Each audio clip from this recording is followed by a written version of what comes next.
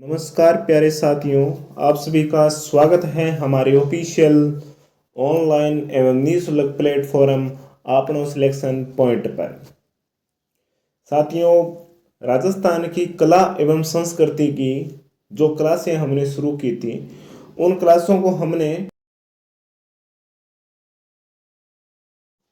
3 अलग अलग पार्टों में बांटा था। जिसमें पहले पार्ट में हमने बात किया था कि राजस्थान के जो भी धार्मिक संत हैं, संत संप्रदाय, लोक देवता, लोक देवियां से संबंधित जो टॉपिक वो थे पहले पार्ट में, जिसको हमने 100% कंप्लीट कर लिया था। उसके बाद में जो हमारा दूसरा पार्ट में हमने बात की थी कि दूसरे पार्ट में हम स्थापत्य कला से संबंधित जो टॉपिक रहेंगे उनका अध्ययन करेंगे। तो स्थापत्य कला के टॉपिकों में जैसे सबसे पहले हमने दुर्ग और किले का अध्ययन किया था। उसके बाद में छतरियाँ, स्मारक, हवेलियाँ, महल, इन सभी का अध्ययन करने के बाद में अब हम जो बात करेंगे वो रहेंगे राजस्थान के मंदिर। ठीक है, तो मंदिर वाला जो टॉपिक है थोड़ा बड़ा भी रहेगा और मंदिर वाले टॉपिक में जिस प्रकार आजकल जो प्रश्न पूछे जाते हैं उन्हीं के अकॉर्डिंग हम चर्चा करेंगे। वैसे अगर देखा जाए तो हमने कौन कौन से मंदिर कहाँ पर है, किस देवी का मंदिर कहाँ पर है, किस लोक देवता का मंदिर कहाँ पर है, किस संप्रदाय से संबंधित मंदिर कहाँ है, उनके बारे में एक बार हमने पहले ही पढ़ चुके हैं। जैसे लोक देवता वाले टॉपिक में भी हमने पढ़ा था, लोक देवियों वाले टॉपिक में भी तो हमने पढ़ा था। उसके बाद में संत और संप्रदाय से संबंधित जो मंदिर थे उनके बारे में भी हमने देखा था। और उसके बाद में दुर्ग और किले की जो क्लासें थी उसमें भी हमने अलग अलग दुर्गों में जो मंदिर थे, जैसे कि चित्तौड़ के किले में हमने देखा था कालिका मंदिर, सिद्धेश्वर महादेव का मंदिर, त्रिभुवन नारायण का मंदिर, विष्णु के वराह अवतार का मंदिर। इस प्रकार जैसे हमने मंदिरों का अध्ययन किया था। ठीक है, परंतु मैंने एक बात बताई थी कि वर्तमान में एग्जाम में किस प्रकार के प्रश्न पूछे जा रहे हैं, वो ये है कि मंदिर की स्थापत्य कला से संबंधित जो विशेषताएं हैं उनके बारे में प्रश्न ज्यादातर पूछे जा रहे हैं। ठीक है, तो अब हम मंदिरों की स्थापत्य कला की विशेषताओं से संबंधित जो हमारा पॉइंट रहेगा उनका हम अध्ययन करेंगे। इसके अलावा उन मंदिरों के बारे में भी अध्ययन करेंगे जिनका हमने अभी तक अध्ययन नहीं किया है। ठीक है, और मैं शुरू में ही बता देता हूं कि राजस्थान के प्रमुख मंदिर से संबंधित हमारी लगभग 3 या 4 क्लासें रहेगी। ओके साथियों, उसके बाद में हम इनकी क्लासों के जो महत्वपूर्ण प्रश्नोत्तर हैं उन पर हम चर्चा करेंगे, उनका अध्ययन करेंगे। ठीक है प्यारे साथियों, तो चलिए शुरू करते हैं आज की इस क्लास को। आज की इस क्लास में सबसे पहले मंदिर क्या होता है, मंदिर की विशेषताएं होती है, उनके बारे में हम अध्ययन करेंगे, थोड़ी चर्चा कर लेते हैं। तो मंदिर की जो सामान्य विशेषता होती है, जैसे मंदिर का जो बाह्य प्रवेश द्वार होता है उससे लेकर के मंदिर के मुख्य भाग यानी कि गर्भगृह तक जो क्रम चलता है कि पहले क्या आएगा, उसके बाद में क्या आएगा, उसके बाद में क्या आएगा, कि कई बार एग्जामिनर इनके क्रम से भी सुमेलित करना पूछे जा सकता है, कि यानी कि इनको क्रम से लगाना भी पूछ सकता है। तो उनके बारे में मैं बता देता हूं कि सबसे पहले हम मंदिर में प्रवेश करते हैं तो उसका बाह्य प्रवेश द्वार होता है जिसे हम बोलते हैं तोरण द्वार। तोरण द्वार, तोरण मारनी एक प्रथा भी है। विवाह के समय दूल्हा जब वधू के घर पे आता है तो उसके घर का जो मेन द्वार है उसके बाहर एक तोरण बांधी जाती है, जिसे तोरण वो अपने हाथ में जो भी तलवार होती है उससे उसे स्पर्श करता है, जिसे हम तोरण मारना कहते हैं। ठीक है, तो तोरण द्वार वो होता है जो मंदिर का बाह्य प्रवेश द्वार होता है। जैसे ही हम तोरण द्वार को पार करेंगे उसके बाद में उपमंडप आता है। अब उपमंडप क्या होता है उसकी मैं विशेषता बता देता हूं कि उपमंडप एक छोटा सा स्थान होता है जो किसी विशेष प्रयोजन के लिए बनाया जाता है। क्यों कि मान लो कि किसी गठ जोड़े को या किसी और को अपने किसी उद्देश्य के लिए पूजा पाठ करनी है तो वो वहां पर बैठ करके पंडित की सहायता से वहां पर पूजा पाठ कर सकते हैं, तो उसको उपमंडप बोलते हैं, जो कि तोरण द्वार के निकलने के जस्ट बाद में आता है। उपमंडप को जैसे ही पार करते हैं तब खुला आंगन आ जाता है जिसे हम बोलते हैं सभा मंडप। उस सभा में क्या होता है कि जैसे कोई जागरण है, तो वहां पर बैठकर जागरण सुनते हैं, या किसी विशेष उद्देश्य को लेकर के, मंदिर के विकास को लेकर के जब कोई बैठक बुलाई जाती है तो वो उसी सभा मंडप में बुलाई जाती है। उसके बाद में अगली कड़ी में देखते हैं, तो अगली कड़ी में क्या होता है, अगली कड़ी में आता है मंदिर का मुख्य भाग, जिसे हम बोलते हैं गर्भगृह। और गर्भगृह में जो मूर्ति होती है, जैसे मान लो कि भगवान शिव की है, या देवी शक्ति की है, भगवान विष्णु की समर्पित है, या कृष्ण जी भगवान को समर्पित है, तो वो गर्भगृह में जो मुख्य मूर्ति होती है उस मंदिर को उस देवता के नाम से ही जोड़ के जाना जाता है। जैसे मान लो कि शिव जी की मूर्ति है तो वो मंदिर किसका हो गया, शिव भगवान का हो गया, क्योंकि मुख्य गर्भगृह में जो मूर्ति होती है वो मंदिर उन्हीं भगवान को समर्पित होता है। ठीक है, इसके अलावा क्या होता है कि ये हो गया इनका कर्म। इसके अलावा और क्या होता है कि जैसे मुख्य मंदिर है तो मुख्य मंदिर के चारों ओर छोटे छोटे मंदिर भी हो सकते हैं, अलग अलग भगवान के, जैसे गणेश जी का हो सकता है, हनुमान जी का हो सकता है, सूर्य भगवान को समर्पित हो सकता है, या अन्य कोई लोक देवता, क्षेत्रीय लोक देवता को समर्पित भी मंदिर हो सकता है। ठीक है, इसके बाद में एक चीज और आती है जिसे हम बोलते हैं प्रदक्षिणा। प्रदक्षिणा पथ जो कि मंदिर के चारों ओर होता है, जिसे हम जात बोलते हैं, कि उनके चारों ओर जो फेरी लगाई जाती है, जिसको हम जात भी कहते हैं, राजस्थानी भाषा का ये शब्द है। ठीक है, तो ये है मंदिर के बाह्य प्रवेश द्वार से लेकर के उसके मुख्य भाग तक का क्रम। आपको याद रखना है, ध्यान में रखना है, क्योंकि आप सभी लोग मंदिर में जाते हो तो मंदिर में कुछ इसी प्रकार की संरचना होती है कि पहले बाह्य प्रवेश द्वार, जिसे तोरण द्वार कहते हैं, तोरण द्वार के बाद में आता है उपमंडप, उपमंडप के बाद में सभा मंडप, सभा मंडप के बाद में आता है मुख्य गर्भगृह, और उसके मुख्य गर्भ के चारों ओर होती है प्रदक्षिणा पथ, जिसपे फेरी काटते हैं। जैसे कोई 1 काटता है, कोई 2 काटता है, कोई 5 काटते हैं और कोई 7 काटते हैं। ठीक है, तो ये हो गई मंदिर की सामान्य विशेषताएं।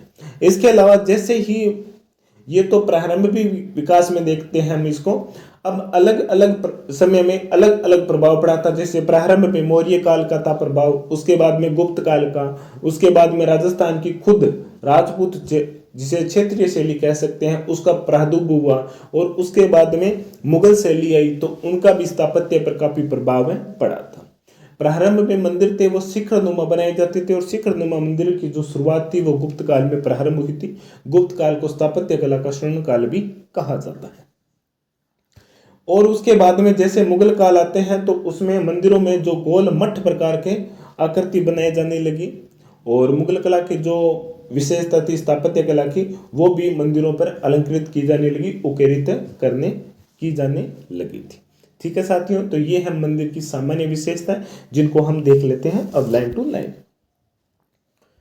सबसे पहले बात करते हैं मंदिर का अलंकृत प्रवेश द्वार तोरण द्वार कहलाता है, जो कि सबसे बाहरी होता है, जैसे अभी मैंने बताया था। तोरण द्वार में जैसे ही प्रवेश करते हैं आगे एक उपमंडप होता है। उपमंडप क्या होता है, किसी विशेष प्रयोजन के लिए बनाया जाता है, एक छोटा सा भाग होता है जहां पर कोई घर वाले या मंदिर के जो पुजारी हैं वो किसी विशेष उद्देश्य को ध्यान में रख करके पूजा पाठ करते हैं, ये छोटा हवन भी करते हैं। तत्पश्चात विशाल आंगन आता है जिसे हम सभा मंडप कहते हैं। क्या कहते हैं, सभा मंडप वो होता है जहां पर जैसे कोई विशेष उद्देश्य को लेकर के, मंदिर के विकास को लेकर के बैठक बुलाई जाती है या जागरण सुनी जाती है, तो इसी सभा मंडप में बैठकर की जाती है। सभा मंडप के आगे आता है मूल मंदिर का प्रवेश द्वार, जिसे तथा मूल मंदिर को ही गर्भगृह कहा जाता है।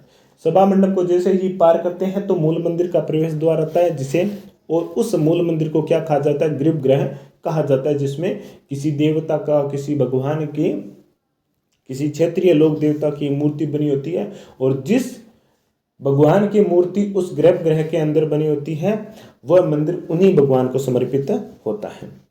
गर्भगृह में मुख्य देवता की प्रतिमा प्रतिष्ठित की जाती है तथा गर्भगृह के ऊपर शिखर बना होता है। ये शिखर वाली जो परंपरा है वो गुप्त काल की देन मानी जाती है। ठीक है, चलिए आगे चलते हैं। गर्भगृह के चारों ओर एक गलियारा होता है जिसे हम पद प्रदक्षिणा पथ कहा जाता है, जिसमें भगत क्या करते हैं, भगवान के जो मंदिर है उनके चारों ओर की फेरी काटते हैं। ये फेरी वाली प्रक्रिया है वो कब से शुरू हुई थी, उसके पीछे कहानी है वो बता देता हूँ। कि एक बार भगवान शिव ने अपने दोनों पुत्र कार्तिकेय और गणेश से परीक्षा ली थी कि जो सबसे पहले इस पूरी पृथ्वी की प्रदक्षिणा करके आएगा वो ही मेरा सच्चा भगत है या वो ही मुझसे सबसे ज्यादा प्रेम करता है। तो कार्तिक का वाहन था मोर और गणेश जी का वाहन था चूहा। तो कार्तिक निकल पड़े थे पूरे धरती की सैर करने के लिए, उसकी फेरी करने के लिए, परंतु गणेश जी वहीं पर बैठे रहे और सोचते रहे। तब शिव जी ने कहा था कि अरे गणेश, आप क्यों नहीं जा रहे हो। तब गणेश जी ने कुछ समय विचार करके बताया क्या कि मेरी दुनिया तो मेरे माता पिता ही है। तो वो शिव भगवान और माँ पार्वती की प्रदक्षिणा पथ करके वापस उन्हीं के समक्ष आकर बैठ गए और कहा कि मैंने पूरे विश्व, पूरी धरती की प्रदक्षिणा पथ कर ली, फेरी लगा लिए। तब भगवान शिव उनसे काफी प्रसन्न हुए थे और उसी के बाद में ये जो फेरी वाली जो परंपरा है वो प्रारंभ हुई थी। ठीक है, चलिए आगे चलते हैं। आगे देखते हैं कि मुगलों के संपर्क में आने के बाद में ये बात नहीं है कि सिर्फ मुगलों के संपर्क में जैसे जैसे प्रारंभ में जैसे मौर्य काल था, उसके बाद में गुप्त काल के बाद में क्षेत्रीय राजपूत काल आया था और उसके बाद में मुगल काल, सल्तनत काल आए थे। तो उनसे संबंधित क्या होता कि वहाँ की स्थापत्य कला शैली पर थोड़ा अलग अलग प्रभाव भी हमें देखने को मिलता है। मुगल काल का सर्वाधिक प्रभाव रहा क्योंकि ये सबसे लंबे समय तक रहे थे। मुगलों के संपर्क में आने के बाद मंदिर स्थापत्य में ग्रह के ऊपर गुंबद व द्वार की सजावट में मुसलमान शैली दिखाई देने लगी थी। ये गुंबद आज भी देखते हैं, कई बार गुंबद नुमा संरचना बनी होती है। एक तो होता है तिक्का शिखर और दूसरा होता है ऊपर गुंबद। शिखर वाली जो संस्कृति है वो स्वयं भारत की है और जो गुंबद नुमा जो संरचना है वो भारत की नहीं है। उदयपुर के जगदीश मंदिर में हिंदू स्थापत्य कला की प्रधानता हमें देखने को मिलती है, जबकि जोधपुर के घनश्याम जी के मंदिर में तथा आमेर के जगत शिरोमणि मंदिर के अलंकरण में एवं मंडप का ढांचा हमें मुगल शैली का दिखाई पड़ता है। अब यहाँ पर देखो कि इसके साथ ही हमने 2 या 3 मंदिरों को भी देख लिया है। जैसे जगदीश मंदिर कहाँ पर है, तो उदयपुर में। घनश्याम जी का मंदिर कहाँ पर है, जोधपुर में। ये इतना ज़्यादा चर्चित नहीं है। चर्चित तो ये है कि जगत शिरोमणि का जो मंदिर है वो कहाँ पर स्थित है, भगवान श्री कृष्ण को समर्पित है। उनके बारे में हमने पहले ही पढ़ चुके हैं और आगे और भी पढ़ लेंगे। ठीक है, तो ये जो जोधपुर और आमेर के जो मंदिर थे उस पर हमें मुगल शैली की प्रभाव हमें देखने को मिलता है।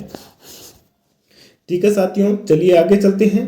आगे देखते हैं कि गुप्त काल के प्रारंभ से ही 7वीं सदी तक का जो काल रहा था वो मंदिर निर्माण का प्रारंभिक और प्रायोगिक काल माना जाता है। यानी कि गुप्त काल के प्रारंभ से लेकर के 7वीं सदी तक का काल, 7वीं से 12वीं सदी का काल राजपूत काल कहलाता है, लेकिन उससे पहले और गुप्त काल के बाद का जो काल था वो मंदिर स्थापत्य कला का प्रारंभिक या प्रायोगिक काल कहा जाता था। कि यानी कि ये वो काल था जिसमें मंदिर बनाना प्रारंभ हुए थे और मंदिरों की विभिन्न विभिन्न शैलियों का प्रयोग किया जाने लगा था कि किस प्रकार के मंदिर बनाने हैं। ठीक है, 7वीं सदी तक का ये काल कहा जाता है। उसके बाद में 1000 ईस्वी तक ये विकास चलता रहा और उसके बाद में क्षेत्रीय शैलियों का प्रस्फुटन हुआ था। यानी कि 11वीं सदी के बाद में जो क्षेत्रीय शैलियाँ थी उनका प्रस्फुटन हुआ था, उनका विकास हुआ था। क्षेत्रीय शैली जैसे राजस्थान है तो यहाँ पर राजपूत शैली का विकास हुआ था। हिमाचल वहाँ क्षेत्र है तो वहाँ पर पहाड़ी शैलियों का विकास हुआ था। दक्षिण में द्रविड़ शैलियों का विकास हुआ था, नागर शैलियों का विकास हुआ था। तो ये वो शैलियाँ थी जो कि 11वीं सदी के बाद में अलग अलग क्षेत्र में पनपी, इसलिए उन्हें क्षेत्रीय शैलियों के नाम से जाना जाता है। और 11वीं सदी के बाद में इन क्षेत्रीय शैलियों का प्रस्फुटन यानी कि विकास होना शुरू हुआ था। आगे चलते हैं, आगे देखते हैं कि लगभग 10वीं सदी के बाद में राजस्थान सहित तो संपूर्ण भारत में बड़े पैमाने पर भव्य मंदिरों का निर्माण होने लगा था। प्रारंभ में जो मंदिर थे जैसे गुप्त काल में और मौर्य काल में बहुत गिने चुने मंदिर थे, ज्यादा मंदिरों का नहीं था प्रचार प्रसार, परंतु 10वीं सदी के बाद में संपूर्ण भारत में ही मंदिरों का विकास तीव्र गति से होने लगा था। क्योंकि क्या हुआ कि ये जो राजपूत शासक है, अलग अलग जो शासक है, इन्होंने क्या किया कि ये मेरा आराध्य देव है। जैसे मेवाड़ के आराध्य देव एकलिंग जी थे तो उनके लिए एकलिंग जी का मंदिर बना लिया। इसी प्रकार अलग अलग जो राजपूत शासक थे, अलग अलग रियासत थी जिन्होंने अपने आराध्य देव घोषित किए थे, उनके लिए अलग अलग मंदिरों का निर्माण कराना प्रारंभ कर दिया था। ठीक है साथियों, तो ये है मंदिर स्थापत्य कला की सामान्य विशेषताएं जिनके बारे में हमने अध्ययन कर लिया है। अब हम पढ़ेंगे काल के अनुसार, जैसे प्रारंभ में मौर्य काल, उसके बाद में गुप्त काल, उसके बाद में गुर्जर प्रतिहार काल, इन कालों में कौन कौन से मंदिरों का निर्माण हुआ था उनके बारे में हम देखेंगे और उनकी स्थापत्य कला की जो विशेषता है उनको भी हम देखेंगे। ऊपर हमने देख लिया मंदिर का जो विकास का जो क्रम है, प्रारंभ में तोरण द्वार, उपमंडप, सभा मंडप, मुख्य गर्भगृह और प्रदक्षिणा पथ। मुगल काल के बाद में मंदिर स्थापत्य में जो शिखर नुमा संरचना थी उसके स्थान पर गुंबद नुमा संरचना का विकास होने लगा।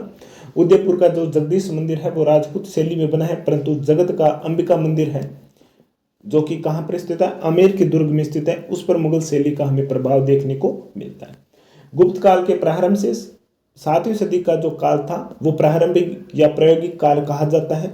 उसके बाद में 10वीं और 11वीं सदी के बाद में क्षेत्रीय शैलियों का प्रादुर्भाव हुआ, प्रस्फुटन हुआ और राजस्थान ही नहीं पूरे भारतवर्ष में अनेक मंदिरों का निर्माण होना प्रारंभ हो गया था। ये इतना अभी तक हम पढ़ चुके हैं। अब हम काल के अनुसार जो मंदिरों का विकास हुआ था उनके बारे में देखते हैं। मौर्य काल के राजस्थान में हमें 2 ही मुख्य मंदिर हमें सामने आते हैं, उनके बारे में देख लेते हैं। राजस्थान में इस काल यानी कि 7वीं शताब्दी से पूर्व के 2 अवशेष महत्वपूर्ण मिलते हैं। यानी कि मौर्य काल जो 7वीं शताब्दी से पूर्व था, गुप्त काल था वो भी 7वीं सदी से पूर्व था। मौर्य और गुप्त काल दोनों ही 7वीं सदी तक ही पूर्व रहे थे। ठीक है, 7वीं से 12वीं सदी का काल राजपूत काल कहलाता है राजस्थान में। इस काल के 2 मंदिर हमें, मौर्य काल के 2 मंदिर हमें सामने आते हैं। एक तो विराट में है, विराट से मौर्य युगीन ईंटों व लकड़ी के बने गोल मंदिर, बौद्ध मंदिर जिसे हम चैत्य भी कहा जाता है, ये एक उदाहरण है। कौन से काल का है? मौर्य काल का, क्योंकि यहाँ पर मौर्य शासक महान अशोक हुए थे, उनके हमारे कुछ शिलालेख मिले थे जो ये चीज इस चीज का प्रमाण दे रहे हैं कि यहाँ पर मौर्य काल में ही मंदिरों का निर्माण हुआ था। इसके अलावा नगरी जो कि कहाँ पर है, चित्तौड़गढ़ में, वहां पर भी एक खुले वैष्णव मंदिर के चिन्ह मिलते हैं, वो भी हमें मौर्य काल का प्रमाण देते हैं। तो मौर्य काल के 2 मंदिर हमें देखने को में मिलता है जो कि बौद्ध मंदिर है, और दूसरा है नगरी चित्तौड़गढ़ में जो कि भगवान विष्णु को समर्पित है, ये एक वैष्णव मंदिर है। तो आपको याद रखने वाला जो पॉइंट है वो यही याद रखना है कि राजस्थान में मौर्य काल के जो 2 मंदिर है वो कौन कौन से हैं। एक कौन सा है? विराट में स्थित है जो कि भगवान है बुद्ध को समर्पित है बौद्ध धर्म के, और दूसरा जो मंदिर है वो नगरी चित्तौड़गढ़ में है, वो भगवान विष्णु को समर्पित है, वो एक वैष्णव मंदिर है। ठीक है साथियों, चलिए आगे चलते हैं। अगला जो पॉइंट है वो ये है कि लाल सोट है, लाल सोट दौसा में, जहां पर हमें बंजारे की एक छतरी मिलती है। इस छतरी में क्या कहा जाता है कि इस छतरी में जो स्तंभ लगे हुए हैं वो प्रथम और द्वितीय शताब्दी यानी कि मौर्य काल के माने जाते हैं। यानी कि लाल सोट दोसा छतरी के बारे में हमने पढ़ा था, छतरी एवं स्मारक, उसमें हमने देखा था लाल सोट दोसा। लाल सोट दोसा में हमें बंजारे की एक छतरी मिलती है। उस बंजारे की छतरी में जो स्तंभ लगे होते हैं, यानी कि उस छतरी को बनाने में जिन स्तंभों का प्रयोग किया गया था, ऐसा माना जाता है कि वो एक से जो दूसरी शताब्दी थी उस काल के हैं, यानी कि उस मौर्य काल के माने जाते हैं। ठीक है, ये इस मिलते हैं जिनके जिक्र है हमें आरबीसी की किताब में भी मिलता है, और जो हिंदी ग्रंथ अकादमी की जो बुक है उसमें भी इन बातों का जिक्र किया गया है। लाल सोट में बंजारे की छतरी में पहली और दूसरी शताब्दी के किसी बौद्ध स्तूप की वेदिका से मिले 6 स्तंभ प्रयुक्त किए हुए मिलते हैं। ठीक है, हो सकता है कि ये लाइन थोड़ी सी पेचीदा है, आपको समझ में नहीं आ रही है, मैं वापस बता देता हूं कि लाल सोट में बंजारे की जो छतरी है, उस छतरी को बनाने में जिन स्तंभों का प्रयोग किया गया है वो किस काल के हैं? तो पहली और दूसरी शताब्दी के काल के माने जाते हैं। इन स्तंभों पर अलंकरण के लिए कमल सहित मानव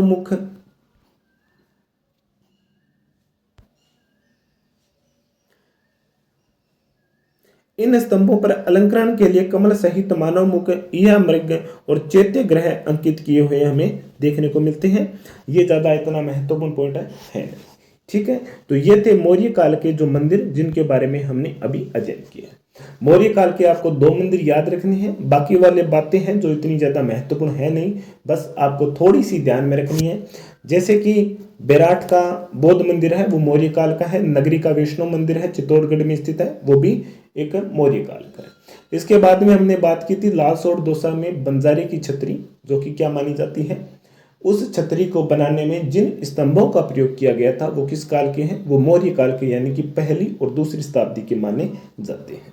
ठीक है, चलिए साथियों आगे पढ़ते हैं। आगे बढ़ते हम देखते हैं गुप्त काल के मंदिर, यानी राजस्थान में। हम सिर्फ राजस्थान के संदर्भ में बात कर रहे हैं क्योंकि हमारी जो क्लास है वो राजस्थान के कला एवं संस्कृति से संबंधित है।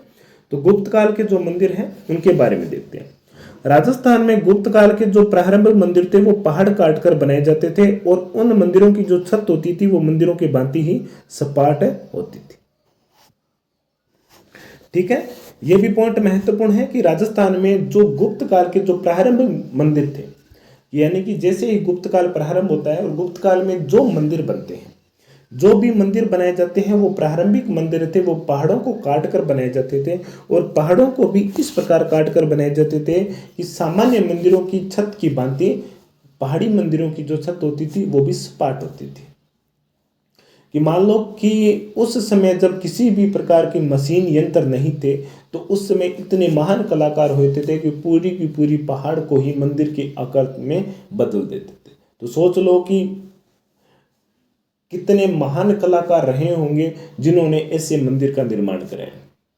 जैसे एलोरा की गुफाएं हैं, बाघ की गुफाएं हैं औरंगाबाद महाराष्ट्र में, वो इन्हीं की विशेषता है कि वहाँ पर पूरी की पूरी पहाड़ को तोड़कर उसे मंदिर के आकार में बदल दिया गया और मूर्तियों के आकार में बदल दिया गया था। गुप्त काल के राजस्थान में जो मंदिर है उनको देख लेते हैं। कोटा का मंदिर है जिसे दर्रा मंदिर कहा जाता है। कोटा में मंदिर है दर्रा मंदिर, कोटा का कंसुआ मंदिर, चारचोमा मंदिर। ठीक है, ये जो तीनों के तीनों मंदिर है कोटा में स्थित है, आपको याद रखने हैं। कोटा का दर्रा मंदिर, कंसुआ महादेव का मंदिर और चारचोमा का मंदिर, ये तीनों के तीनों मंदिर गुप्त काल के हैं और ये तीनों मंदिर कहाँ पर स्थित है, कोटा में स्थित है। तो आपके सामने इस प्रकार का भी प्रश्न आ सकता है कि गुप्त काल में निर्मित कंसुआ महादेव का मंदिर है वो कौन से जिले में स्थित है, तो कोटा में है। चारचोमा का मंदिर है वो भी कोटा में है।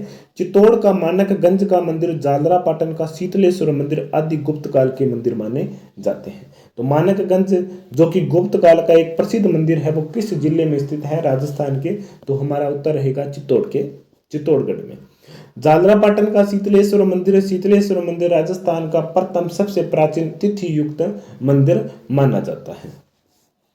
ठीक है, तो ये है गुप्त काल के राजस्थान में मंदिर, याद रखना है। कोटा में 3 है, दर्रा का मंदिर है, कंसुआ महादेव का मंदिर है, चारचोमा का मंदिर है, चित्तौड़ का मानकगंज का मंदिर है और झालरा पाटन में शीतलेश्वर महादेव का जो मंदिर है वो किस काल का माना जाता है,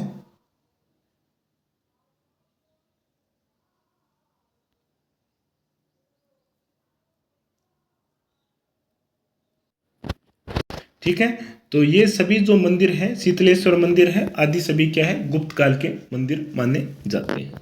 ठीक है साथियों, चलिए आगे चलते हैं। अब हम बात करते हैं जो गुप्त काल के जो मंदिर थे उनकी अलग अलग विशेषताएं क्या थी। ठीक है, तो सबसे पहले देखते हैं दर्रा के मंदिर की। दर्रा का मंदिर एक बड़ी जगती पर मंडप रूप में है जिसमें एक परिक्रमा पथ समाहित है तथा सामने एक नदी मंडप है तथा इसे भीमचोरी या भीमचोरी मंदिर भी कहा जाता है। जो दर्रा का मंदिर है उसे भीमचोरी या भीमचंवरी मंदिर भी कहा जाता है क्योंकि भीम के विवाह के समय जो चंवरी बनी थी वो ऐसा माना जाता है कि पांडवों के काल में, महाभारत काल में भीम के विवाह से संबंधित जो चंवरी बनी थी वो इसी कोटा के दर्रा मंदिर में बनी थी। ठीक है, इसीलिए इसे भीमचोरी या भीम चंवरी का मंदिर भी कहा जाता है। अब इस मंदिर में एक बड़ी जगती शब्द भी आया है। इस जगती शब्द का अर्थ क्या होता है? इस जगती शब्द का अर्थ होता है कि जब मंदिर को धरातल से थोड़ी ऊंचाई पर एक चबूतरा नुमा संरचना बना करके उस पर प्रतिस्थापित किया जाता है तो उसे हम जगती कहते हैं। यानी कि धरातल के बराबर न रख करके उसे थोड़ी ऊंचाई पर रखा जाता है तो उसे हम कहते हैं जगती मंडप। चलिए आगे देखते हैं चारचोमा के मंदिर के बारे में। चारचोमा में छोटा आयताकार गर्भगृह के सामने एक संकरा अंतराल है जिसके सामने एक मंडप है जिसके मध्य में अब एक चतुर्भुज शिवलिंग भी प्रतिस्थापित की गई है। वैसे इनकी ये जो विशेषता है वो ज्यादा महत्वपूर्ण नहीं है, यहाँ पर महत्वपूर्ण चीज क्या है कि मंदिरों के बारे में हम पढ़ रहे हैं तो मंदिरों की जो सभी विशेषता हैं वो हमारे सामने क्लियर हो जानी चाहिए, स्पष्ट होनी चाहिए कि कोई भी उनसे लेकर के डाउट न आए। जैसे जगती शब्द है, अब आपके सामने जगती शब्द पहली बार सुना होगा। अब जगती शब्द होता क्या है तो उसके बारे में हमने चर्चा कर ली कि जब मंदिर को धरातल से थोड़ी ऊंचाई पर एक चबूतरी नुमा संरचना पर बनाया जाता है तो उसे जगती कहा जाता है। चारचोमा का मंदिर है जो कि गुप्त काल का मंदिर है, कहां पर है, कोटा में स्थित है। और इसके अलावा दर्रा का मंदिर है जिसे भीमचोरी या भीमचौरी का मंदिर भी कहा जाता है। अब बात करते हैं शीतलेश्वर महादेव के मंदिर में। राजस्थान का सबसे पुराना समय अंकित यानी कि 689 ईस्वी का मंदिर है। इसके गर्भगृह की दीवारें भी मंडप के स्तंभों से निर्मित प्रतीत होती है, यानी कि गर्भगृह है, इसकी जो दीवारें हैं वो भी मंडप के स्तंभों यानी कि स्तंभों पर निर्मित हुई ऐसा प्रतीत लगता है। यहाँ पर आपको पॉइंट यही याद रखना है कि राजस्थान में तिथि युक्त सबसे प्राचीन मंदिर कौन सा है तो वो है शीतलेश्वर महादेव का मंदिर। 689 ईस्वी का है। कहाँ पर है, झालरा पाटन में स्थित है, ठीक है। और ये मंदिर किस काल का है तो ये मंदिर भी गुप्त काल का माना जाता है। इसके अलावा चित्तौड़ में मानागंज का जो मंदिर है वो भी गुप्त काल का माना जाता है। कंसुआ का मंदिर है जो कि 739 ईस्वी की है। इसकी दीवारें भी सादी है। चित्तौड़ के पास नगरी में भी एक गुप्त काल मंदिर के अवशेष हमें प्राप्त होते हैं। कंसुआ महादेव का मंदिर, दर्रा मंदिर, चारचोमा का मंदिर, शीतलेश्वर महादेव का मंदिर, मानकगंज का मंदिर, ये सभी कौन से मंदिर हैं, ये सभी के सभी गुप्त काल के मंदिर माने जाते हैं। ठीक है साथियों, चलिए आगे चलते हैं। इसके अलावा राजस्थान के जो उदयपुर और डूंगरपुर के जिले हैं वहां पर भी हमें गुप्त काल के कुछ मंदिरों के अवशेष प्राप्त होते हैं। उनमें है तनेसर, केजड़, कल्याणपुर, अमजेरा इत्यादि स्थानों से हमें हरे, नीले, पारेवा पत्थर की लगभग 5वीं-6वीं शताब्दी की प्रतिमा प्राप्त हुई है, जिनकी कला मुख्यतः गुप्तकालीन है, लेकिन भाव भंगिमा पर शायद शक, क्षत्रप या मैत्रक कला का प्रभाव हमें देखने को मिलता है। ठीक है, तो ये जो उदयपुर और डूंगरपुर के आसपास के जो क्षेत्र है, तनेसर, केजड़, कल्याणपुर, अमजेरा आदि स्थानों से हमें जो प्रतिमा मिली है वो भी हमें गुप्त काल के प्रमाण देती है। ठीक है, जिनकी कला हमें ये प्रमाणित करती है कि ये गुप्त काल की है, लेकिन उनकी भाव भंगिमा से ये स्पष्ट होता है कि ये शक, क्षत्रप यानी कि मैत्रक कला का प्रभाव है या मैत्रक कला के काल की मानी जाती है। ठीक है, तो ये है गुप्त काल के मंदिरों की विशेषताएं। अब इस गुप्त काल वाले मंदिर में आपको कौन कौन से पॉइंट आपको याद रखने हैं। ये जो लास्ट वाला जो पॉइंट मैंने बताया है ये ज़्यादा महत्वपूर्ण नहीं है। उसमें आप अगर 2 या 3 शब्दों का जो गांव है, स्थान है, उनका नाम याद रख लो तो अच्छा है। तनेश्वर और अमजेरा ये 2 ही नाम आप याद रखो कि यहाँ से जो मूर्ति मिली थी वो किस काल की मानी जाती है तो वो गुप्त काल की मानी जाती है। बस इतना ही याद रखना है, ज़्यादा इसमें याद नहीं रखना है। उसके बाद में हमने जैसे ही गुप्त काल के मंदिरों की विशेषताओं को देखा था कि गुप्त काल में जो मंदिर थे वो प्रारंभ में किस रूप में बनाए जाते थे तो पहाड़ों को काट कर बनाए जाते थे। किस प्रकार बनाए जाते थे, पहाड़ों को काट कर बनाए जाते थे। कोटा का दर्रा मंदिर है जिसे भीमचौरी या भीमचोरी का मंदिर भी कहा जाता है, जो कि एक जगती मंडप यानी कि धरातल से कुछ ऊंचाई पर एक गुंबदनुमा संरचना पर स्थित है। इसके अलावा कंसुआ महादेव का मंदिर है, चारचोमा का मंदिर है। ये तीनों के तीनों मंदिर कहाँ पर है, कोटा में स्थित है, ये गुप्त काल के। चित्तौड़ का मानकगंज का मंदिर है और झालरा पाटन का शीतलेश्वर महादेव मंदिर है जो कि गुप्त काल का मंदिर है। और शीतलेश्वर महादेव का मंदिर राजस्थान में सबसे पुराना मंदिर है जिस पर समय अंकित है 689 ईस्वी, झालरा पाटन में स्थित है। झालरा पाटन जिसे सिटी ऑफ बेल्स कहा जाता है यानी कि घंटियों का शहर। घंटियों का शहर क्यों कहा जाता है, क्योंकि यहाँ पर मंदिर बहुत ज़्यादा है, तो सुबह से लेकर के शाम तक मंदिरों में जो घंटी है उसकी जो कर्तन ध्वनि है, लहर है, स्वर की लहर है, वो सुनाई देती रहती है, इसलिए उसे कहा जाता है सिटी ऑफ बेल्स यानी कि घंटियों का शहर। चलिए साथियों आगे चलते हैं। आगे हम पढ़ते हैं मौर्य और गुर्जर शैली की, मौर्य और गुप्त काल की शैली को पढ़ने के बाद में अब राजस्थान में जिस शैली का प्रादुर्भाव हुआ था राजपूत काल में वो थी गुर्जर प्रतिहार, जिसे हम महामारू शैली भी कहते हैं। क्या कहते हैं, गुर्जर प्रतिहार शैली, या इसे हम महामारू शैली भी कहते हैं। लगभग 8वीं सदी से मध्य भारत और राजस्थान में जो क्षेत्रीय शैली विकसित हुई थी उसे हम गुर्जर प्रतिहार अथवा महामारू शैली कहते हैं। तो याद रखना है, गुर्जर प्रतिहार शैली का जो विकास हुआ था वो 8वीं सदी से प्रारंभ माना जाता है। 7वीं सदी तक जो शैली थी वो कौन सी थी, प्रारंभ में मौर्य और बाद में गुप्त शैली थी। लेकिन गुप्त शैली के बाद में जो शैली विकसित हुई थी राजस्थान के मंदिरों में देखने को मिलती है वो शैली है गुर्जर प्रतिहार शैली या महामारू शैली। इस शैली के जो प्रारंभिक मंदिर के निर्माण थे वो मंडोर के प्रतिहार शासकों में, सांबर के चौहान शासकों में और चित्तौड़ के जो मौर्य शासक थे उनके द्वारा निर्मित करवाया गया था। यानी कि जो गुर्जर प्रतिहार या महामारू शैली है उसका सर्वप्रथम विकास किसके द्वारा किया गया था। गुर्जर प्रतिहार नाम से ही पता चलता है कि सबसे पहले प्रतिहार जो शासक थे, राजपूत शासक थे, उन्होंने ही इस शैली का विकास किया था। और उसी के समय जो तत्कालीन और राजपूत शासक थे जैसे चौहान, सांबर के चौहान, उन्होंने भी इस गुर्जर प्रतिहार शैली में, महामारू शैली में भव्य मंदिरों का निर्माण भी करवाया था। और चित्तौड़ के जो मौर्य शासक थे उन्होंने भी गुर्जर प्रतिहार शैली में कुछ राजस्थान के भव्य मंदिरों का निर्माण भी करवाया था। ये जो शैली है वो लगभग 10वीं से 11वीं सदी तक राजस्थान में काफी फली फूली थी। 8वीं सदी से लेकर के लगभग 10वीं सदी के अंत तक या 11वीं सदी के शुरुआत तक जो राजस्थान में मंदिर स्थापत्य के लिए कला की जो शैली थी विकसित हुई थी वो कौन थी, गुर्जर प्रतिहार शैली, जिसे महामारू शैली भी कहा जाता है। चलिए साथियों आगे चलते हैं। आगे देखते हैं कि प्रारंभिक दौर के दौरान सर्वाधिक जो महत्वपूर्ण मंदिर मिलते हैं वो ओसिया जोधपुर में मिलते हैं। इसके अलावा चित्तौड़गढ़ और आबानेरी में भी हमें देखने को मिलते हैं। ठीक है, ये कौन कौन से मंदिर थे, ओसिया में, चित्तौड़गढ़ में कौन से मंदिर थे और आबानेरी दौसा में कौन से मंदिर थे, उनके बारे में हम आगे एक एक करके देखते हैं। ओसिया के मंदिरों में सबसे जो महत्वपूर्ण मंदिर थे उनमें एक तो सूर्य मंदिर है जो कि पहाड़ी स्थल पर स्थित था, और दूसरा नीचे मैदान में हरिहर मंदिर और महावीर स्वामी का जो मंदिर था वो था। ओसिया से हमें वैष्णव, शैव, जैन और शक्ति, इन तीनों प्रकार के मंदिर हमें देखने को मिलते हैं ओसिया जोधपुर में। पहाड़ी पर जो सूर्य मंदिर था, नीचे आते हैं तो यहाँ पर हरिहर और महावीर स्वामी का मंदिर था। हरिहर भगवान विष्णु और महादेव दोनों को समर्पित ये मंदिर है। ये ओसिया के जो मंदिर है, हरिहर का मंदिर और महावीर स्वामी जी का मंदिर और सूर्य मंदिर है, ये गुर्जर प्रतिहार शैली के प्रारंभिक उदाहरण हमें माने जाते हैं। ठीक है, चलिए आगे देखते हैं।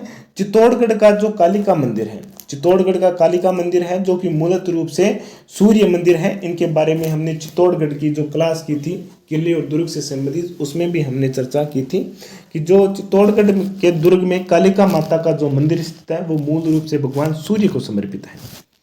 ठीक है, इसके अलावा आबानेरी का मंदिर है, लांबा, मुंडाना, बुचकला, पिपाड़ के मंदिर आदि में हमें महामारू शैली का प्रभाव देखने को मिलता है। तो ये गुर्जर प्रतिहार शैली के उदाहरण है, मंदिर है, सभी के सभी महत्वपूर्ण है, आपको याद रखने हैं। चित्तौड़ दुर्ग का कालिका मंदिर जिसे मूलतः रूप से सूर्य मंदिर माना जाता है, आबानेरी का मंदिर, लांबा, मुंडाना, बुचकला और पिपाड़ के मंदिर है वो भी गुर्जर प्रतिहार और महामारू शैली के उदाहरण, उत्कृष्ट उदाहरण माने जाते हैं। चलिए आगे चलते हैं। इन मंदिरों में अलंकृत जगती, मुख्य मंदिर के नीचे अलंकृत मंच, ग्रह की पीठ, वेदीबंद अलंकृत खंभे और पुरानी चाल की समतल छतें हमें देखने को मिलती है। यानी कि जगती जिस पर मंदिर स्थापित किया जाता है वो भी अलंकृत है। मंदिर के नीचे जो मुख्य गर्भगृह है वो भी अलंकृत है। मंदिर की जो पीठ है वेदीबंद है और खंभे बने हुए हैं, स्तंभ कहते हैं जिन पर मंदिर टिका होता है, वो भी अलंकृत हैं। और पुरानी चाल की समतल छतें हमें देखने को मिलती है। और मंदिर की जो छतें हैं वो गुप्त काल और मौर्य काल में जिस प्रकार की समतल छतें बनाई जाती थी उसी प्रकार की छतें हमें गुर्जर प्रतिहार शैली में जो मंदिर विकास हुए थे वहां पर भी हमें ये देखने को मिलती है। ठीक है, तो गुर्जर प्रतिहार शैली की जो मंदिर थे इनकी विशेषता याद रखना है कि यहाँ पर जो जगती है वो भी अलंकृत है, मंदिर की गर्भगृह की जो पीठ है वो भी अलंकृत है, वेदीबंद और अलंकृत स्तंभ और खंभे पर टिकी है और छत है वो पुराने मंदिरों के समान है, समतल मानी जाती है। ये विशेषताएं हैं। और ऊपर हमने गुर्जर प्रतिहार शैली के जो प्रारंभिक मंदिर थे, जैसे ओसिया में हरिहर का मंदिर, सूर्य मंदिर, महावीर स्वामी का मंदिर, चित्तौड़ का कालिका मंदिर, बुजकला पिपाड़ का मंदिर, ये सभी मंदिर किस शैली के माने जाते हैं? गुर्जर प्रतिहार और महामारू शैली के उदाहरण माने जाते हैं। ठीक है, ये 8वीं सदी के मंदिर थे। अब बात करते हैं 9वीं सदी में विकसित गुर्जर प्रतिहार शैली के महत्वपूर्ण मंदिर में पाली जिले के आहुआ में स्थित कामेश्वर महादेव का मंदिर। ये 9वीं सदी का गुर्जर प्रतिहार शैली का जो मंदिर है, कहां पर? पाली जिले के आहुआ में स्थित है कामेश्वर महादेव का मंदिर। आहुआ इतिहास में पहले भी प्रसिद्ध है, चर्चित है। 1857 की क्रांति के दौरान ठाकुर कुशाल सिंह, आहुआ के ठाकुरों की कुलदेवी सुगाली माता। तो 9वीं सदी में जो विकसित हुए थे गुर्जर प्रतिहार शैली के मंदिरों में, उनमें एक है पाली के आहुआ में स्थित कामेश्वर मंदिर, और इसके अलावा बालोतरा के पास खेड़ा का रणछोड़ जी का मंदिर। ये दोनों मंदिर लगभग 850 ईस्वी में निर्मित हैं, यानी कि 9वीं सदी में। प्रारंभ में हमने देखे थे कि 8वीं सदी में गुर्जर प्रतिहार यानी कि महामारू शैली प्रादुर्भाव हुआ था, शुरुआत हुई थी, जिसके मंदिर हमें ओसिया में, आबानेरी में, चित्तौड़ में देखने को मिलते हैं। और 9वीं सदी में जो मंदिर थे वो पाली के आहुआ में कामेश्वर महादेव का मंदिर और बालोतरा बाड़मेर में खेड़ का रणछोड़ जी का मंदिर है, जो कि 9वीं सदी का गुर्जर प्रतिहार शैली के मंदिर माने जाते हैं। ठीक है, अब इस कामेश्वर मंदिर के में आयताकार गर्भगृह के सामने खुला मंडप है, जिसके चकोर खंभे छतें दर्शनीय है। यानी कि मंदिर का जो गर्भगृह है, ये सामान्य विशेषता है, आपको ध्यान में रखनी है कि जैसे मंदिर है, मंदिर का गर्भगृह है, मंदिर का मूल प्रवेश द्वार है, उसके सामने आयताकार मंडप यानी कि एक खुला आंगन, जिसे हम सभा मंडप कहते हैं, वो बना होता है। तो ये गुर्जर प्रतिहार शैली से लेकर के जैसे गुप्त काल है, मौर्य काल में, उस समय से ही मंदिर के स्थापत्य में हमें देखने को मिलती है ये विशेषताएं। आगे देखते हैं, इसी काल के हमें गोट मंगलोद का दद्दी माता का मंदिर, जो कि दादी ब्राह्मणों की कुलदेवी है। जयपुर के पास भवानीपुर का नकटी माता का मंदिर, निमाज पाली का मगरमच्छी माता का मंदिर भी हमें गुर्जर प्रतिहार कला के दर्शन होते हैं। मगरमच्छी भी है और मगर मंडी भी है, दोनों नाम हमें देखने को मिलती है, लेकिन आपको कंफ्यूज नहीं होता। निमाज में सिर्फ एक ही मंदिर प्रसिद्ध है, वो है मगरमच्छी या मगर मंडी माता का मंदिर। ठीक है, तो गोठ मंगलोद का दद्दी माता का मंदिर, जयपुर के पास भवानीपुरा में स्थित नकटी माता का मंदिर और निमाज पाली में स्थित मगरमच्छी माता का मंदिर है, वो भी गुर्जर प्रतिहार शैली के उदाहरण माने जाते हैं। ठीक है, चलिए आगे चलते हैं। लगभग 10वीं व 11वीं सदी के प्रारंभ में ही हमें गुर्जर प्रतिहार शैली का पूर्ण विकास एवं सोलंकी शैली का प्रारंभ देखने को मिलता है। अब 8वीं से लेकर के 10वीं सदी तक का जो काल था वो गुर्जर प्रतिहार शैली का काल माना जाता है। जैसे ही गुर्जर प्रतिहार शैली अपने अंतिम चरम अवस्था में थी 10वीं सदी में, तो 10वीं और 11वीं सदी में, उसके बाद में हमारा जो पड़ोसी राज्य था गुजरात, वहाँ पर जो सोलंकी राजपूत थे उनके द्वारा जो शैली विकसित हुई थी, जिसे हम मारू गुर्जर शैली या सोलंकी शैली के नाम से जाना जाता है, उनका प्रादुर्भाव हुआ था, जिसके उदाहरण हमें देलवाड़ा के जो जैन मंदिर है उसमें देखने को मिलते हैं। ठीक है, चलिए आगे चलते हैं। आगे चलते हैं तो देखते हैं कि 10वीं और 11वीं सदी के जो गुर्जर प्रतिहार शैली के मंदिर थे, अंतिम मंदिर, उसमें मेड़ता के दक्षिण में स्थित केकिंद या जसनगर का नीलकंठेश्वर महादेव का मंदिर और नीलकंठेश्वर महादेव का एक मंदिर सिरिस्का के जंगलों में भी स्थित है। इसके अलावा सिक्कर के पास हर्षनाथ जी का मंदिर, जो कि 954 या इसके इर्द गिर्द बना था, यानी कि यह भी 10वीं सदी का मंदिर है। और इसके अलावा जो मंदिर है 10वीं 11वीं सदी में, तो सिरस्का के दक्षिण पश्चिम में पारानगर का नीलकंठेश्वर मंदिर भी एक भव्य त्रिकुटाकार मंदिर है। इन दोनों मंदिरों में हमें गोल स्तंभ देखने को मिलते हैं, यानी कि हर्षनाथ जी का जो मंदिर है और सिरस्का के दक्षिण अलवर में पारानगर के निकट जो नीलकंठेश्वर महादेव का मंदिर है वो भी त्रिकुटाकार का है। और ये दोनों के दोनों मंदिर हमें गोल स्तंभ देखने को यहाँ पर मिलते हैं। ठीक है, ये 10वीं और 11वीं सदी में गुर्जर प्रतिहार शैली के जो मंदिर थे उनके उदाहरण है। आगे देखते हैं गुर्जर प्रतिहार शैली के जो अंतिम और सबसे भव्य मंदिर थे, उनमें है बाड़मेर के किराडू के सोमेश्वर महादेव के मंदिर 1016 ईस्वी के माने जाते हैं और भारत के सबसे अच्छे मंदिरों में से एक है। इसका जो शिखर है वो भी दर्शनीय है। शिखर वाली जो परंपरा थी वो गुप्त काल के समय ही प्रारंभ हो चुकी थी। किराडो के इन मंदिरों में अलंकरण की प्रचुरता के बावजूद व्यवस्थित कला हमें देखने को दिखाई देती है, यानी कि अलंकृत इतने अधिक है कि अलंकृत इतने ज्यादा किए गए हैं, लेकिन फिर भी हमें इसकी जो व्यवस्था है वो अलंकृत है वो एकदम सुव्यवस्थित रूप में हमें देखने को मिलते हैं। ये गुर्जर प्रतिहार शैली के अंतिम मंदिर माने जाते हैं और प्रारंभिक मंदिर हमने शुरू में देखे थे। ठीक है, चलिए आगे चलते हैं। 65 अंग उपांग वाले अनेकांडक शिखर मंडप में शक्ति और सौंदर्य, बारीक और भव्यता का अनूठा सम्मिलन हमें देखने को मिलता है। कौन से मंदिरों में? इन किराडू के मंदिरों में। अंग उपांग एवं अनेकांडक शिखर, यानी कि अंग छोटे छोटे मंदिर बने होते हैं और उनके भी अनेक ऊपर मंडप नुमा शिखर बने होते हैं। यह मंदिरों की विशेषता है, आपको इसे ज्यादा ध्यान में नहीं रखना है। ठीक है, तो एक बार गुर्जर प्रतिहार शैली के जो भी हमने मंदिर पढ़े हैं उनको देख लेते हैं। गुर्जर प्रतिहार शैली जो कि 8वीं सदी में मध्य भारत और राजस्थान में फैली थी, ये एक क्षेत्रीय शैली थी जिसे हम महामारू शैली भी कहते हैं। इस शैली का जो प्रारंभिक विकास था वो मंडोर के प्रतिहार शासकों, सांबर के चौहान शासकों और चित्तौड़ के मौर्य शासकों के द्वारा किया गया था। प्रारंभिक मंदिर हमें ओसियां, चित्तौड़गढ़ और आबानेरी में मिलते हैं। ओसियां में जो मंदिर मिलता है पहाड़ों पर स्थित सूर्य मंदिर, और नीचे मैदान में स्थित महावीर स्वामी का मंदिर मिलता है, और हरिहरमन मंदिर भी मिलता है जो कि शैव और वैष्णव मंदिर का संयुक्त रूप से उदाहरण माना जाता है। चित्तौड़ का कालिका माता का मंदिर है, आबानेरी का मंदिर है, लांबा मुंडाना बुचकला पिपाड़ के मंदिर भी हमें गुर्जर प्रतिहार शैली के उदाहरण माने जाते हैं। गुर्जर प्रतिहार शैली के जो मंदिर थे उनकी विशेषता क्या थी? इनकी जो जगती थी, गर्भगृह था और खंबे थे, स्तंभ थे, वो क्या थे? पूर्ण रूप से अलंकृत थे और अलंकरण इतना ज्यादा था कि लेकिन फिर भी वो एकदम व्यवस्थित रूप में थे। और इनकी जो मंदिरों की छत थी वो पुराने मंदिरों के समान ही समतल मानी जाती है।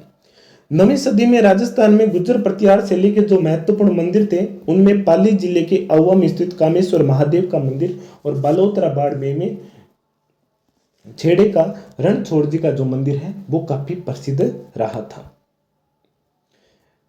गुर्जर प्रतिहार काल में जो भी मंदिर बने थे उनके मुख्य मंदिर के सामने आयताकार मंडप भी हमें देखने को मिलता है।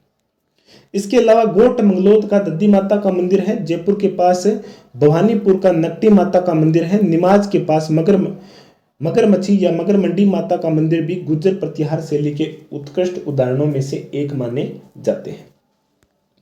10वीं और 11वीं सदी वो काल था जब गुर्जर प्रतिहार शैली अपने आप में पूर्ण रूप से विकसित हो चुकी थी और धीरे धीरे सोलंकी शैली का प्रादुर्भाव हो रहा था। और इसी काल के जो मंदिर है उनमें मेड़ता के निकट दक्षिण में केकिंद के निकट स्थित महादेव का मंदिर जिसे नीलकंठेश्वर महादेव का मंदिर कहा जाता है, और सीकर के पास हर्षनाथ जी का मंदिर है वो भी 10वीं सदी का है, और श्रीस्का में भी जसनगर पारानगर में भी नीलकंठेश्वर महादेव का मंदिर है जो कि एक त्रिकुटाकार मंदिर है। और ये जो मंदिर है हर्षनाथ जी का मंदिर और नीलकंठेश्वर महादेव का मंदिर, ये ऊपर गोल स्तंभ नुमा संरचना बनी हुई है। ये गुर्जर प्रतिहार शैली के ये प्रारंभिक उदाहरण या प्रथम उदाहरण माने जाते हैं जिनमें शिखर की बजाय गोल स्तंभ देखने को यहां पर हमें मिलते हैं। आगे देखते हैं गुर्जर प्रतिहार शैली का सबसे अंतिम और सबसे भव्य मंदिर हमें किराडू का सोमेश्वर मंदिर मिलता है जो कि 11वीं सदी यानी कि 1016 ईस्वी के हैं। भारत के सबसे अच्छे मंदिरों में से एक है, इसका शिखर भी दर्शनीय है। किराडू के मंदिर में अलंकरण की इतनी ज्यादा प्रचुरता होने के बावजूद भी हमें यह व्यवस्थित कला में दिखाई देता है। इसके अलावा 65 अंग उपांग वाले अनेकांडक शिखर है, मंडप में शक्ति, सौंदर्य, बारीकी और भव्यता का अनूठा सम्मेलन भी हमें देखने को मिलता है गुर्जर प्रतिहार शैली के मंदिरों में। ठीक है, अब तक हमने उत्तर राजस्थान में जो मंदिर थे उनके बारे में बात की थी। अब हम दक्षिण राजस्थान में जो गुर्जर प्रतिहार शैली के जो मंदिर थे उनके बारे में भी देख लेते हैं। इसी काल में कुछ मंदिर गुर्जर प्रतिहार शैली के से अलग थे, जैसे बांडोली का शिव मंदिर जो कि पंचायतन शैली में, नागदा में सास बहू का मंदिर जो कि सहस्त्र बहू का मंदिर के नाम से जाना जाता था, भगवान विष्णु को समर्पित है, और अपभ्रंश होते होते वो सास बहू का मंदिर के नाम से जाने लगा। और उदयपुर में जगत का अंबिका मंदिर, जिसे उदयपुर का खजुराहो मंदिर भी कहा जाता है, मेवाड़ अंचल का जो खजुराहो मंदिर है वो जगत के अंबिका मंदिर को कहा जाता है। ये गुर्जर प्रतिहार काल के ही हैं, लेकिन उससे थोड़ा अलग है। याद रखना है, बांडोली का शिव मंदिर है जिसे कर्नल जेम्स टोड के द्वारा सर्वप्रथम खोज की गई थी, चित्तौड़ में स्थित है। नागदा उदयपुर में सास बहू का मंदिर सहस्त्र बहू का मंदिर कहा जाता है, भगवान विष्णु को समर्पित है। और उदयपुर में ही जगत अंबिका का भव्य मंदिर भी स्थित है, जिसे मेवाड़ का खजुराहो भी कहा जाता है। बांडोली का जो मंदिर था उसे घाटेश्वर महादेव का मंदिर भी कहा जाता है, क्योंकि यहाँ पर घाटेश्वर महादेव के नाम से एक शिवलिंग है, उनकी पूजा की जाती है। बारडोली के घाटेश्वर में गर्भगृह की दीवारों पर केवल एक एक मूर्ति है, शिखर एकांडक बने हुए हैं। इसके अलावा एक छोटा मंडप है जिसके सामने स्तंभों पर अप्सराएं उत्कीर्ण है तथा सामने एक भव्य मकर तोरण द्वार भी है। यानी कि यहाँ पर देख लो कि उत्तर भारत में जो गुर्जर प्रतिहार काल में जो मंदिर बने थे उन्हें वो क्या थे, अनेकांडक थे, उनपे अनेकांडक शिखर बने हुए थे। परंतु दक्षिणी भारत राजस्थान में जो मंदिर बने थे जो कि गुर्जर प्रतिहार शैली से कुछ अलग थे, उन पर शिखर था वो एकांडक था, यानी कि एक ही शिखर वाला था। ठीक है, चलिए आगे चलते हैं। आगे देखते हैं जगत का जो अंबिका मंदिर है का शिखर 25 अंग उपांगों से बना हुआ है, अनेकांडक है। जगत का जो मंदिर है, मंदिर में देखते हैं एक तो एकदम सीधा बना होता है, जैसे चारों ओर निपाई की हो जाती है, जैसे हमारा मकान होता है। एक मंदिर क्या होता है कि उसमें छोटे छोटे खांचे से खांचे बनाए जाते हैं, उन्हें अंग उपांग कहा जाता है। ठीक है, एक मंदिर देखते हैं जिसमें एक ही शिखर होता है, एक मंदिर देखते हैं जिसमें 2 या 3 शिखर होते हैं, इनको हम क्या कहते हैं, जिसमें एक से अधिक हो उन्हें अनेकांडक, जिसमें एक हो उसे एकांडक मंदिर भी कहा जाता है। इसके अलावा नागदा के सास बहु मंदिर में भी सादा गर्भगृह है, जबकि उनके मंडप खूब अलंकृत है। तो अलंकरण की जो कला थी वो हमें गुर्जर प्रतिहार शैली में काफी देखने को मिलती है। इसके अलावा मेवाड़ में भी इस काल के अन्य मंदिर जैसे तुंस मंदेसर का सूर्य मंदिर, आहड़ का मीरा मंदिर, एकलिंग जी का लकुलिस मंदिर, वर्माण सिरोही का ब्राह्मण मंदिर और बिलाड़ा सिकर में हर्ष मंदिर भी है, वो भी हमें गुर्जर प्रतिहार शैली के उदाहरण माने जाते हैं।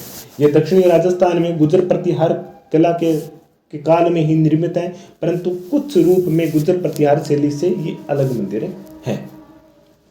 ठीक है, आपको ये ध्यान में रखने हैं कौन कौन से, जैसे जगत का अंबिका मंदिर, बांडोली का शिव मंदिर, ठीक है, और इसके अलावा एकलिंग जी का मंदिर है, आहड़ का मीरा मंदिर है, वर्माण सिरोही का ब्राह्मण मंदिर है, बिलाड़ा सिक्कर का हर्षनाथ जी का जो मंदिर है वो इसी गुर्जर प्रतिहार काल के मंदिरों में से माने जाते हैं, जो कि दक्षिणी राजस्थान में पनपे थे, विकसित हुए थे।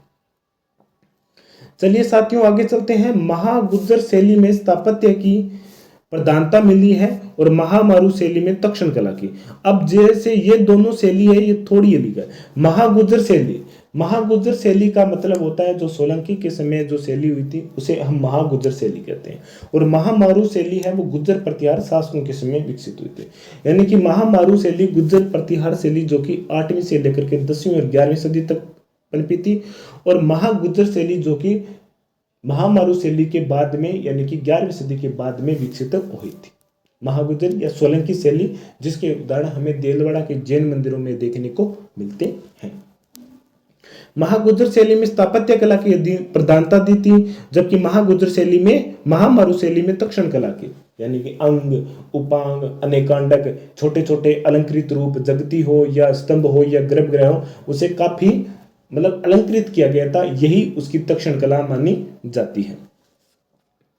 ठीक है साथियों, चलिए आगे चलते हैं। आगे हम देखते हैं 11वीं और 13वीं सदी के राजस्थान में जो भव्य मंदिर बने थे उनके बारे में। ठीक है, और एक बार हमें दो दक्षिण राजस्थान के जो मंदिर हैं उनको देख लेते हैं कि गुर्जर प्रतिहार शैली के समय कुछ मंदिरों में विकास हुआ था। दक्षिण राजस्थान में बांडोली का शिव मंदिर है, नागदा में सास बहू यानी कि सहस्त्र बहू का मंदिर है, उदयपुर में जगत अंबिका का मंदिर है, बांडोली में घाटेश्वर महादेव का जो मंदिर है जो कि शिखर एकेंडा का है, एकांडक है, यानी कि उस पर एक ही मंडप, एक ही शिखर बना हुआ है। इसके अलावा छोटे मंडप भी है और जिनके सामने स्तंभों पर अप्सराएं उत्कीर्ण है, सामने एक भव्य मकर तोरण भी है। ये नॉर्मल विशेषताएं हैं जो कि आपको ध्यान में रखनी है, और जो जो विशेषताएं ध्यान में रखनी है वो साथ साथ में आपको बता रहा हूं।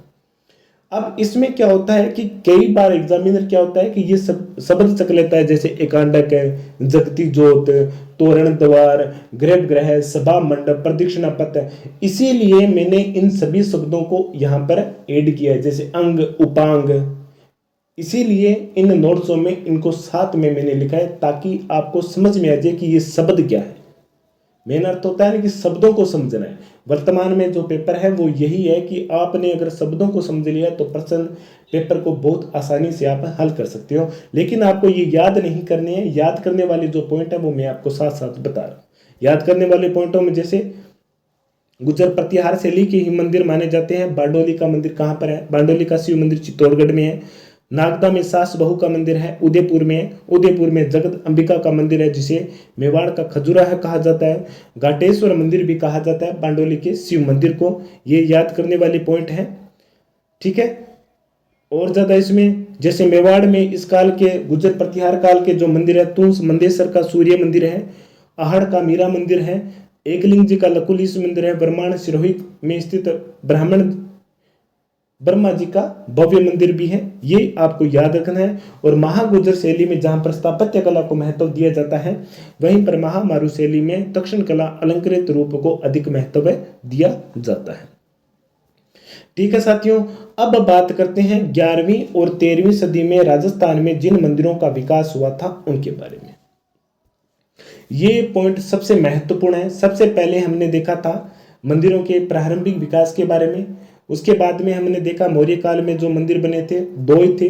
उसके बाद में हमने गुर्जर गुप्त काल के जो मंदिर थे उनके बारे में, और उसके बाद में जिस काल के राजस्थान में सबसे भव्य मंदिर बने थे वो थे गुर्जर प्रतिहार काल के, उनके बारे में भी हमने देखा है।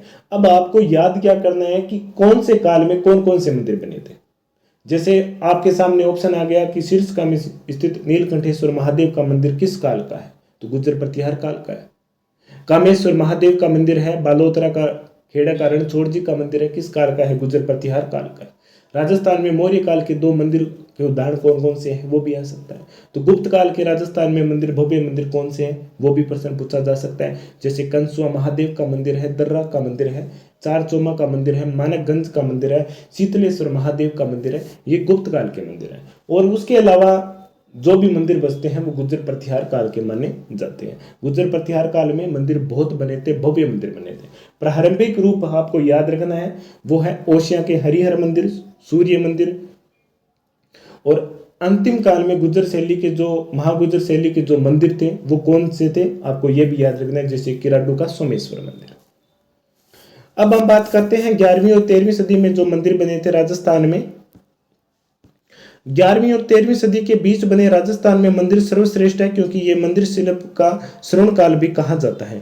यानी कि 11वीं और 13वीं सदी के बीच में जो मंदिर स्थापत्य कला का विकास हुआ था वो मंदिर शिल्प का स्वर्ण काल कहा जाता है, क्योंकि ये वो काल था तब गुर्जर प्रतिहार शैली का पूर्ण रूप से विकास हो चुका था और सोलंकी शैली का धीरे धीरे प्रादुर्भाव हो रहा था। यानी कि एक तरफ महागुर्जर शैली थी जिसकी शुरुआत हो रही थी, दूसरी तरफ महामारू शैली था जिसका पूर्ण रूप से अपना विकास हो चुका था, यानी कि वो समापन होने के कगार पर थी। इस काल में राजस्थान में काफी संख्या में मंदिरों में विशाल और अलंकृत मंदिर बने थे, जिन्हें हम सोलंकी या मारू गुर्जर शैली के नाम से जाना जाता है। महामारू शैली वो गुर्जर प्रतिहार है। अब हम बात करते हैं सोलंकी या मारू गुर्जर प्रतिहार शैली।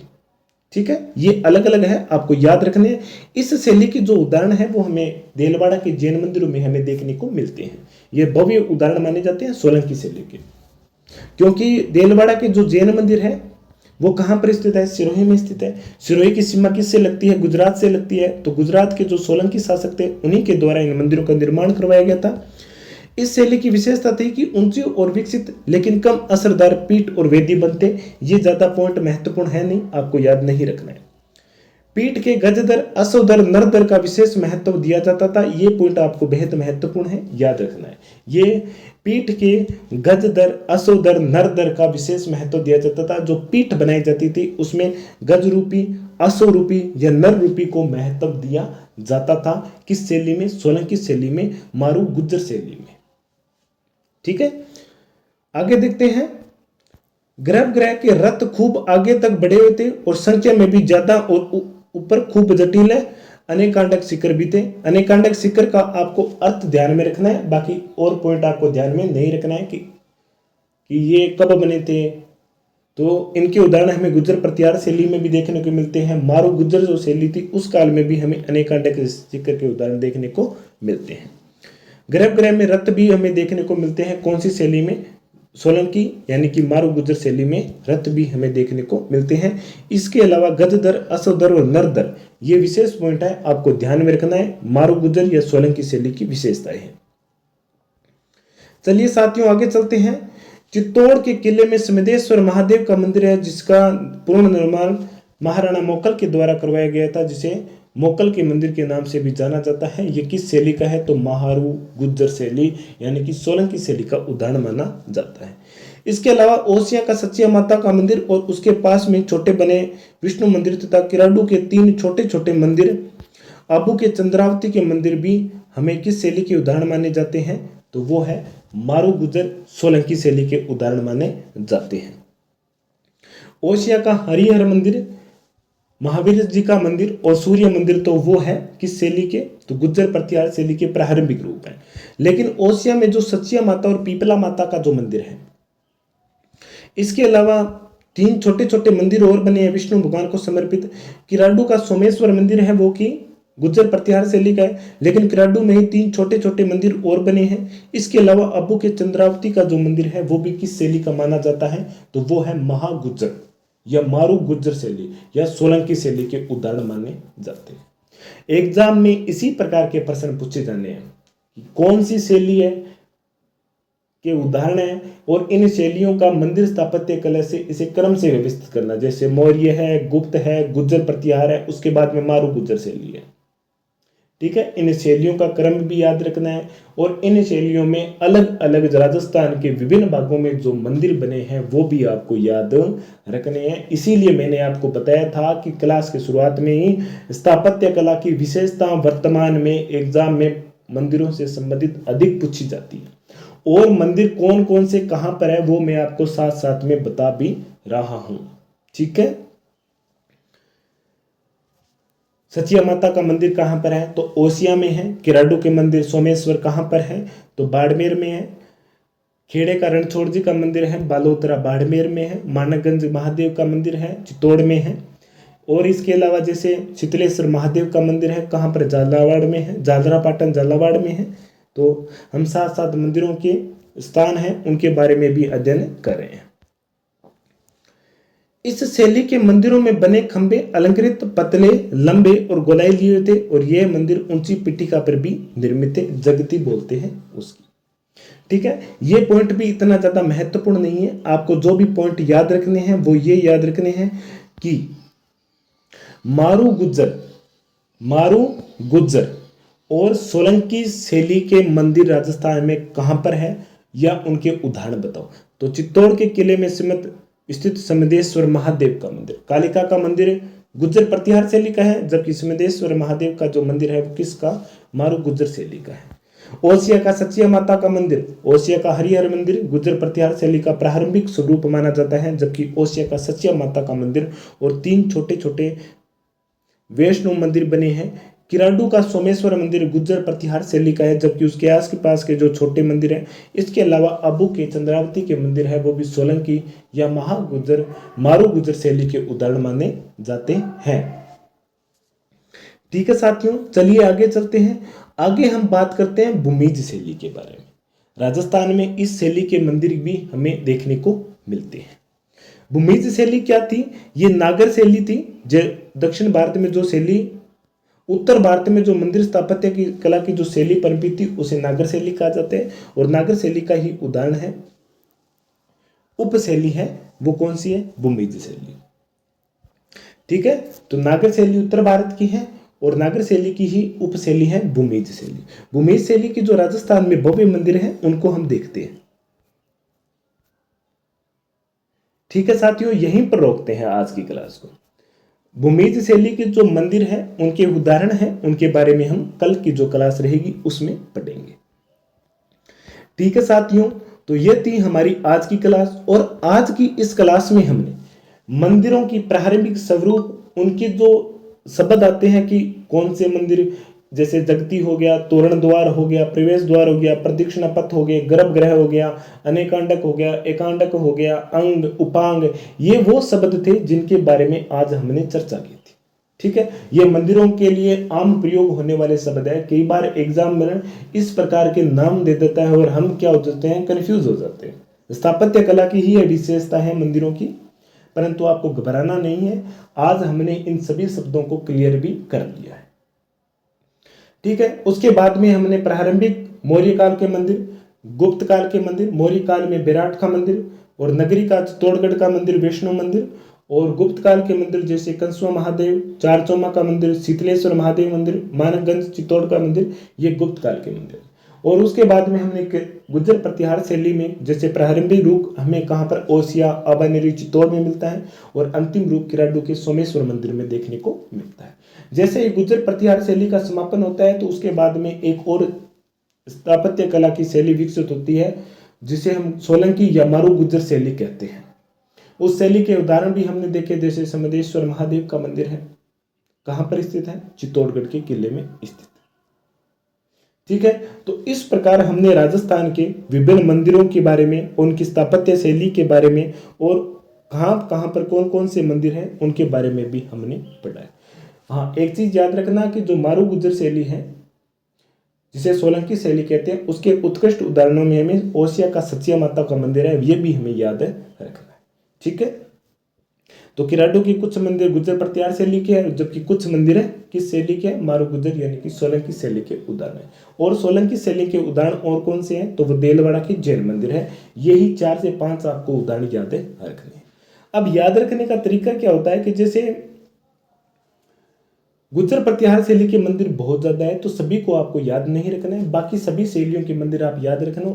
गुर्जर प्रतिहार वाली शैली वाले अपने आप भी याद हो जाएंगे, यानी कि जो मौर्य काल में नहीं होंगे, जो गुप्त काल में नहीं होंगे, जो गुर्जर प्रतिहार मारू गुर्जर शैली में नहीं होंगे, सोलंकी शैली में नहीं होंगे, जो भूमिज शैली में नहीं होंगे, वो मंदिर किस में आएंगे, गुर्जर प्रतिहार शैली में। ठीक है साथियों, तो ये थी हमारी आज की ये क्लास मंदिर स्थापत्य से संबंधित। मिलते हैं अगली नेक्स्ट क्लास में जिसमें हम भूमिज शैली के मंदिरों के बारे में पढ़ेंगे और अन्य राजस्थान के जो मंदिर हैं स्थापत्य कला के बारे में, यानी कि 14वीं शताब्दी के बाद में जो राजस्थान में मंदिरों का प्रादुर्भाव हुआ था उनके बारे में, और उसके बाद में राजस्थान में जो जैन मंदिर हैं उनके बारे में भी पढ़ेंगे। ठीक है साथियों, मिलते हैं नेक्स्ट वीडियो में। अभी के लिए हम यहीं पर विराम देते हैं। जय हिंद, जय भारत।